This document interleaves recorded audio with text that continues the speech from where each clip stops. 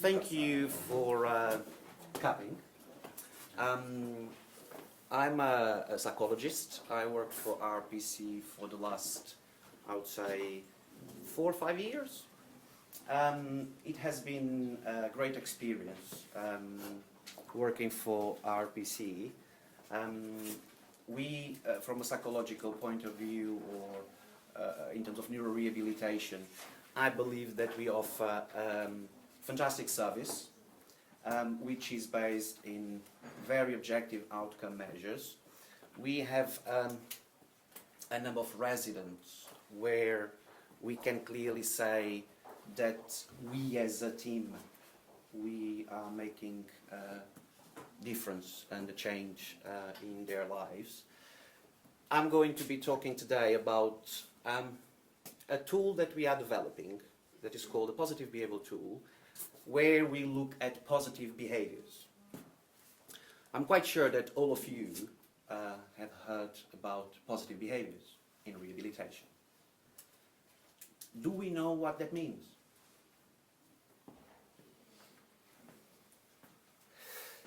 We did research for the last year where we've been looking at any research completed in the last 30, 40 years about positive behaviors, and we couldn't find anything.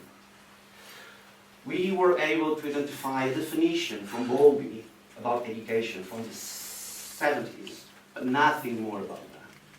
What we do in rehabilitation nowadays is we look at inappropriate behaviors. And we are very good at measuring that. And there are an array of tools, as you guys can see, that in fact measure inappropriate behaviors, from aggression to sexual inappropriate behavior. Normally, when we talk about rehab, the information that we give is that there is a reduction in aggression, and we perceive that as something is happening in a positive way. We do not have any data, objective data, that in fact indicates that person is presenting positive behaviors, therefore is getting better.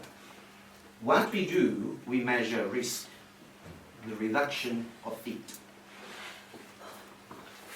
We have certain tools that they are used in neuro rehab places, particularly the OAS and the SASBA. Those tools are used to measure frequency of aggression, severity of aggression, and type of aggression. No tool is being used to measure positive behavior. What we do when we formulate from a clinical point of view and when we are developing care plans, we look at specific factors and triggers of aggression. And our interventions are basically, we identify the trigger or the precipitant factor for aggression. We try to put away that trigger in order for the aggression not to happen. That does not mean the patient is doing or is getting rehabilitated. That means aggression is not present. What we thought about the Positive Behaviour Tool and the advantage of that tool is to allow us to capture positive or pro-social behaviors. That is very difficult. It took us few years to in fact understand what a positive behavior is. A set of positive behaviours that enhances an individual to become functional in relation to the group or society they exist within. This is how we're starting to understand what positive behaviours actually are. Positive behaviour is a combination of two things when we think about it in terms of neurorehabilitation.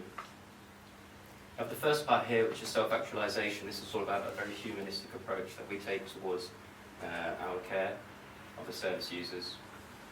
It's about this idea that everybody has this innate drive to try and better themselves, try and become better, more healthy. Everyone has an innate drive to rehabilitate. Positive behaviour, therefore, we argue, would suggest if we see an increase in these positive behaviours, then this person is exhibiting this drive towards self-actualization. It's very difficult, it seems very obvious, but however sometimes these people are experiencing profound, as Seth's saying, these lifelong difficulties. And so therefore they may require an element of operant conditioning there and reinforcement, where we can give these individuals the skills and the guidelines and the framework to enable them to then take things forward on their own and self-actualize. That's really why we're trying to come up with this tool. It would be very reductive to only focus on negative things going down. That doesn't necessarily mean somebody's getting better. It doesn't necessarily mean their pro-social behaviours are going up. We need to be able to measure that too. That suggests that they are really moving towards being rehabilitated, feeling better within themselves, and all these kinds of things. This is our logic.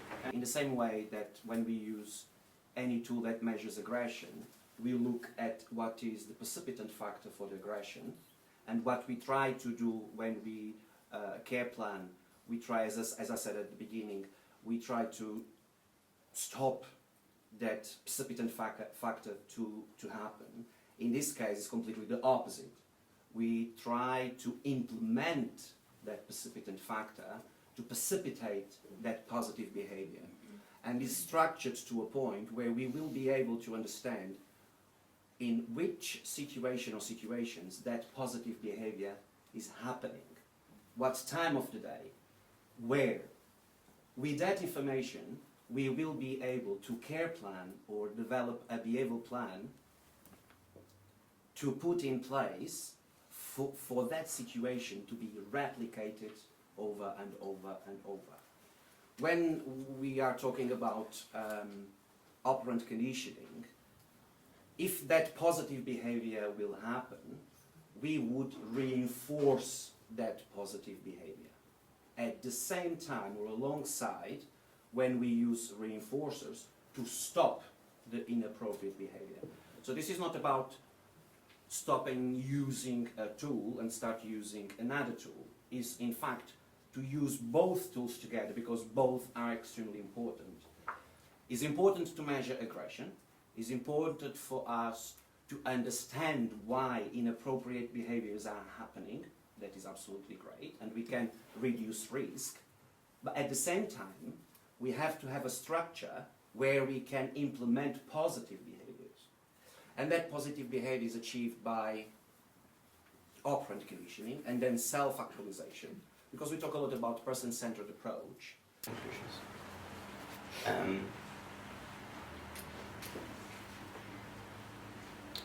We feel, as a psychology team, we feel very happy about this.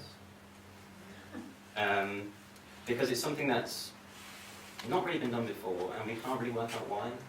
It seems quite obvious to us from the way that we, as a team, but also as a whole collective here at RPC, that this kind of should go without saying. It seems very obvious, and we don't know why things have been focused on aggression so much. The idea is just reduce aggression, and then somebody can move on. We're not saying that without positive behaviour that's going to hinder somebody's progress, but we're saying, wouldn't it be nice if we could also increase positive behaviours too? It's just additive. It's not trying to swap them around. It's not trying to remove the focus on aggression and risk behaviours towards one of positivity. It's just additive. We can do both.